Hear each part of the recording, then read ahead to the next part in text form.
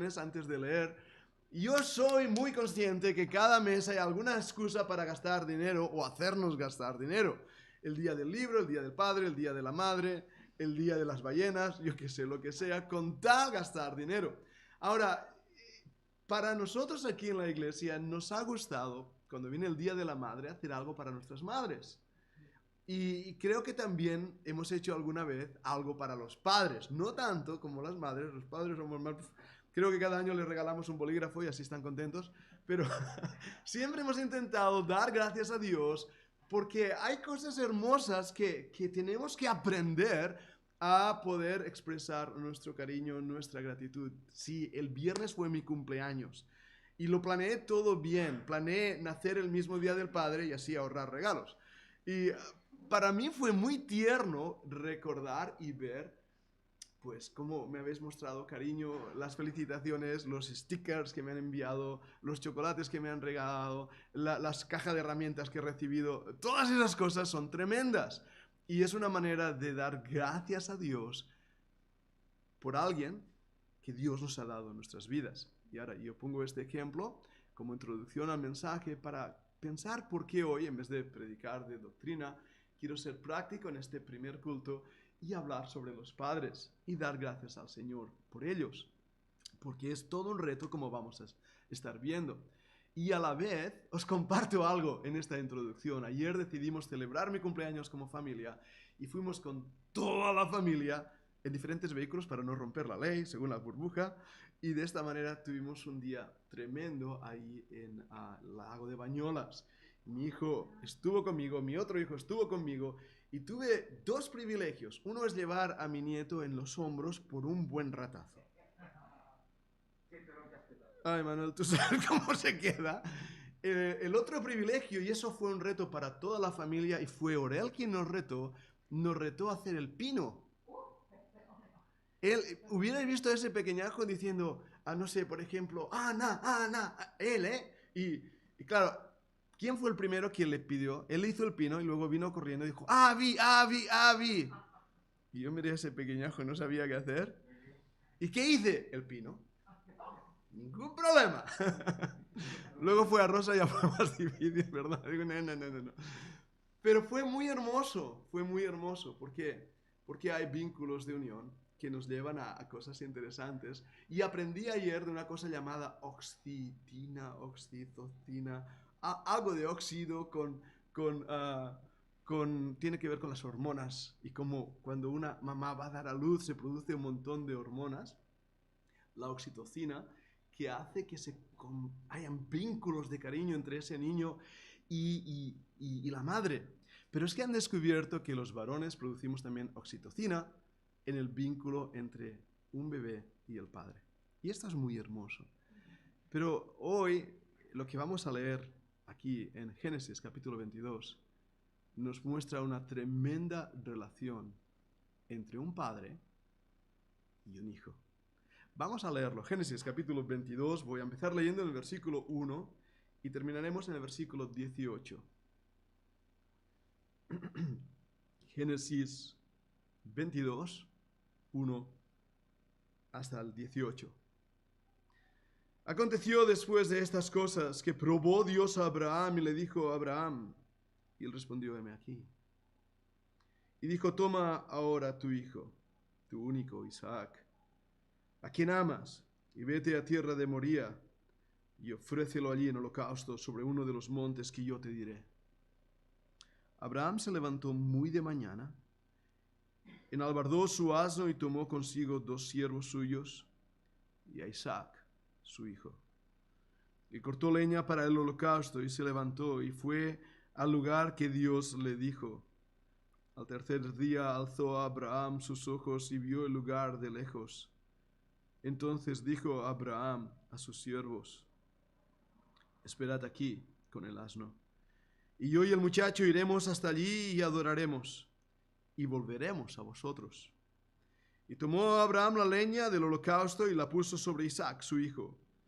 Y él tomó en su mano el fuego y el cuchillo y fueron ambos juntos. Entonces habló Isaac a Abraham, su padre, y dijo, Padre mío. Y él respondió, heme aquí, mi hijo. Y él dijo, he aquí el fuego y la leña, mas ¿dónde está el cordero para el holocausto? Respondió Abraham, Dios se proveerá de cordero para el holocausto, hijo mío. E iban juntos. Y cuando llegaron al lugar que Dios le había dicho, edificó allí Abraham un altar y compuso la leña y ató a Isaac su hijo y lo puso en el altar sobre la leña. Y extendió a Abraham su mano y tomó el cuchillo para degollar a su hijo.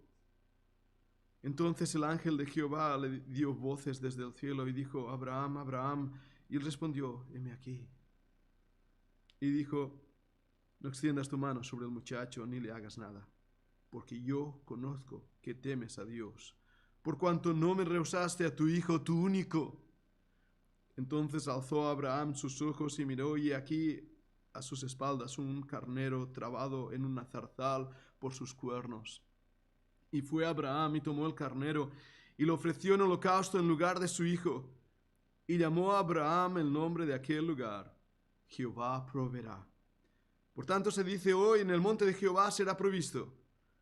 Y llamó el ángel de Jehová a Abraham segunda vez desde el cielo y dijo, por mí mismo he jurado, dice Jehová, que por cuanto has hecho esto y no me has rehusado tu hijo, tu único hijo, de cierto te bendeciré y multiplicaré tu descendencia como las estrellas del cielo y como la arena que está a la orilla del mar. Y tu descendencia poseerá las puertas de sus enemigos. En tu simiente serán benditas todas las naciones de la tierra, por cuanto obedeciste a mi voz. Dios bendiga su palabra. Vamos a orar. Señor, gracias por este pasaje y por esta reunión de esta mañana. Sé, Padre, que el tiempo es escaso hoy y, Señor, que los minutos para el mensaje van a pasar rápido. Pero te pido que me des las palabras, los pensamientos, para que sea de bendición para aquellos que lo escuchen. Padre, estate aquí con nosotros ahora. Te lo pedimos en el nombre de Cristo. Amén. Creo que todos conocéis la historia de Abraham y su hijo Isaac. Abraham era entrado en días, no tenía hijo, y oró y pidió al Señor. Y cuando Dios le dio esa promesa que iban a tener un hijo, su esposa se rió. Se rió con esa risa nerviosa que a veces nos coge cuando una persona escoge algo que es casi imposible. Y por eso Dios le llamó la atención y le dijo, ¿de qué te ríes? Básicamente. Lo peor de todo es que al niño que nació le llamaron Risitas. Ahora, imagínate llamar a tu hijo Risitas. Es lo que quiere decir la palabra Isaac. Risitas. Recuerdo que uno de los apodos que me pusieron en el ejército era Risitas. Porque mientras todos estaban con cara de amargura y diciendo palabrotas, yo me estaba riendo, petando de risa, como se suele decir, y era feliz pegando botes por ahí. La felicidad nacía de mí. Y creo que este muchacho nació así. Puedo imaginar a Isaac corriendo arriba y abajo y a este pobre anciano, Abraham, intentando pescar al muchacho mientras está por ahí corriendo. Y puedo imaginar a Abraham contándole cosas, enseñándole a tomar un carnero y a cómo sacrificarlo o cómo hacer lana de carnero. Puedo imaginarlo haciendo herramientas, jugando. Puedo imaginar a ese pequeño Isaac imitando a su padre de una manera extraordinaria. Puedo imaginar a los siervos también ayudando en la familia, teniendo ese tiempo, y a su mamá con toda ese orgullo de madre, observando al pequeño. La familia es algo precioso. Las familias son algo que realmente el Señor nos ha dado. Y es muy interesante al observar una familia como la de Abraham, que también implica riesgos y retos. No es fácil educar a un niño, no es fácil enseñar a un niño en los caminos de Dios. Requiere realmente, primeramente, obediencia. Y creo que antes de llegar a este punto, Abraham ya había aprendido a obedecer a Dios. Había aprendido a salir, dejar su parentela, tomar un paso de fe y avanzar en lo que podía pasar, sabiendo que Dios iba a estar con él. Cuando leo Proverbios y leo, por ejemplo, oye, hijo mío, el consejo de tu padre, veo ahí que el padre está pidiendo obediencia al hijo. Proverbios capítulo 4. Pero hermanos, para que haya un hijo que escuche, tiene que haber un padre que hable. Tiene que haber un padre que muestre. Tiene que haber un padre que esté con su hijo. En todo el capítulo, los versículos que he leído, he marcado unas palabras sobre las cuales inicio este primer punto en el mensaje. Esas palabras se encuentran en el versículo 8. Al final del versículo dice, e iban juntos. E iban juntos. Y esas palabras son un resumen de la relación filial entre Isaac y Abraham. Y ahora yo sé que estoy hablando a los padres, pero madres que estáis aquí, o esposas, vais a daros cuenta muy pronto que si tenéis a un varón, ese varón un día será padre y necesita ser instruido de cómo ser un padre. Y la primera lección es, e iban juntos. Es tan importante dedicar tiempo a tu hijo. Y muchas veces el hombre tiene que sacrificar la familia, ir a trabajar, dejar el hogar y pasar muy pocas horas allí. Y cuesta ir junto. Pero tenemos que ver la importancia de buscar tiempo para estar con nuestros hijos, para instruirles en el camino del Señor, para retarles en las cosas de Dios, para que Él vea que el Dios mío es posible que llegue a ser el Dios suyo, para que pueda ser instruido. En Deuteronomio capítulo 6 nos da ahí las instrucciones de que los padres hablen a sus hijos, estando en el campo, al levantarse, al acostarse, y es responsabilidad de los varones. Y dejadme daros este reto. Hermanos, la responsabilidad es de los varones, instruir a la siguiente generación. Dios ha determinado que sobre el varón caiga esa responsabilidad. Pero muchas veces es la madre quien tiene que andar junto a los niños porque papá no está. Y Dios en su misericordia y en su amor y en su paciencia permite y da fuerza a la mamá para llevar esas cosas. Pero el carácter de un varoncito y el carácter de una muchacha es forjado y trabajado a través de que su padre está junto a ellos. Si tienes varones, ellos tienen que verte a ti como un líder. Tienen que saber cómo amar a su esposa. Ellos tienen que aprender cómo ser un hombre de responsabilidad, cómo trabajar, cómo ser disciplinado. Tienen que aprender a ser también cuidadosos, limpios, y todas esas cosas van a aprenderlo a través de un padre que ama. Y no es fácil. Y si tienes una niña, igualmente necesitan ver en ti lo que será un hombre que las cuide, que las mime, y realmente muestre también la varonilidad bíblica, no el machismo o el tipo de ser macho de la sociedad y de la cultura. Esa responsabilidad Dios la ha dado al varón. Ahora, cuando leemos en las Escrituras, descubrimos muy pronto familias rotas en la Escritura. Vemos realmente competencias entre hermanos, competencias entre mujeres, ¿verdad que sí? Más tarde Abraham va a tener a Agar y vamos a ver ahí el problema en la familia, incluso entre Ismael e Isaac.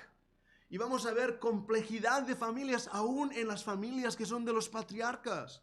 Y vamos a ver al rey David también luchando con su propio hijo Absalón y llorando por su hijo. Satanás ha roto los patrones que Dios dispuso en Génesis. Satanás ha destrozado las familias. Pero que él haya destrozado el patrón no quiere decir que no fuera un patrón bueno. Y Dios en su misericordia tiene que hacer y cambiar nuestras vidas para que saquemos de la Biblia principios de cómo ser un padre como Dios manda. Y cómo ser realmente un varón como Dios manda. Y cómo orar e interceder por nuestra familia, por nuestros hijos, llevándolos a la iglesia, por ejemplo. Yo creo que el papá tiene que ser el primero, y sé conscientemente que muchas veces es la mamá que está dando ahí a la familia pilas para que corramos. Pero esa actitud del padre de decir, hey, vamos a la iglesia, hoy es domingo, vamos a adorar al Señor, levantémonos de la cama. No tienen los niños que opinar o decidir. Papá y mamá quien tiene la voz, la autoridad, que tiene realmente la responsabilidad dada por Dios de invertir en la vida de esos niños. Abraham iba junto a Isaac desde hacía muchos años. Habían andado juntos. Y estoy muy seguro, poniendo una clase objetiva, por así decirlo, que Abraham, antes de poner la leña en los hombros de Isaac, ya había puesto otras cosas. Antes de poner ahí la carga, ya había puesto una mochila, y dentro de esa mochila las herramientas que su hijito necesitaría para vivir la vida que a Dios le agradaba.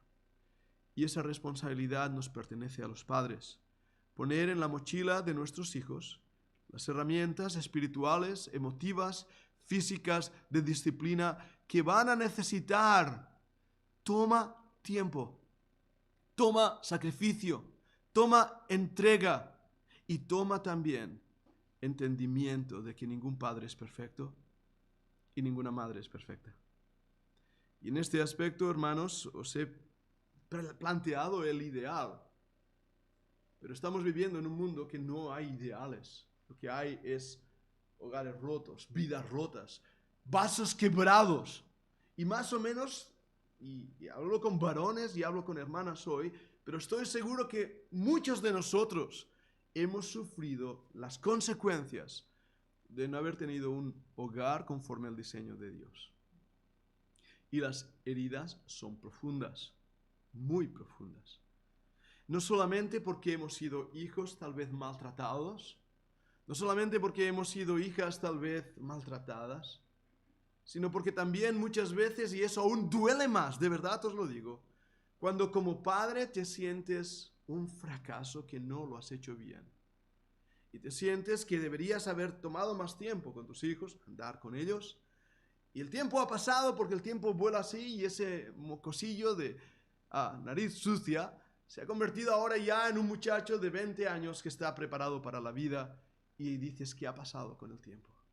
Y de repente encuentras tus nietos y empiezas a darte cuenta que el tiempo voló y empieza eso a martirizarte porque no estuviste tal vez el suficiente tiempo. Ningún padre es perfecto, ninguna madre es perfecta, pero el Señor sabe que las lecciones que hemos compartido con nuestros hijos están allí y van a estar para siempre. El versículo en Proverbios que dice instruye, alimenta, quiere decir enseña al niño en su camino y cuando fuere viejo no se apartará de él. Muchas veces es mal interpretado. Muchas veces se cree que el niño nunca se apartará del camino. Pero eso no es lo que dice el versículo y la prueba es que muchos de nuestros hijos se apartan, muchos hijos de creyentes van al mundo y sufren en el mundo las consecuencias. Lo que quiere decir ese versículo es que las enseñanzas, la instrucción que le diste, eso nunca se apartará de él. Y yo lo veo. Lo veo en jóvenes y en adultos que se apartaron del camino. Pero como un martillo en sus conciencias, la palabra de Dios ha continuado golpeando y golpeando y golpeando. Y los recuerdos de lo que sus padres le enseñó vuelven a su corazón. Y ese volver a su corazón hace que en un momento dado ese niño, esa niña regrese al Dios de sus padres. ¿Qué base bíblica tengo? ¿Qué ejemplo bíblico tengo? Quiero hablaros de otro padre, un padre que se parece mucho a Abraham y que también fue junto a su hijo. Me refiero al padre amante. La parábola siempre es conocida con otro nombre. Se le llama la parábola del hijo pródigo. Y creo que es un nombre mal usado, porque el énfasis de esa palabra no es tanto el hijo, sino la actitud del padre. La actitud del padre con un hijo que se aparta del hogar. Y la actitud del padre con un hijo que se queda en el hogar, pero que tenía tanto orgullo, tanta prepotencia y tanta acusación. Y como el padre ambos ama, ambos perdona y ambos les trata según su propia necesidad. Pero cuando leemos la historia y vemos a este joven rebelde que se ha apartado, ¿y dónde termina? ¿Sabéis la historia? En un hato de puercos, oliendo mal. Y en esa situación, él se acuerda, no de la comida que su mamá le hacía, no se acuerda de los regalos que recibía en Navidades o en su cumpleaños. Vino a su mente el hogar de sus padres. Vino a su mente su padre. Y eso arrastró su corazón de nuevo a regresar al hogar paterno. De ahí, una vez más, envío un reto y para mi propia vida. ¿Qué has puesto en la mochila de tus hijos? ¿Se acordarán del hogar de sus padres? No hay hogar perfecto, porque ninguno de nosotros somos perfectos.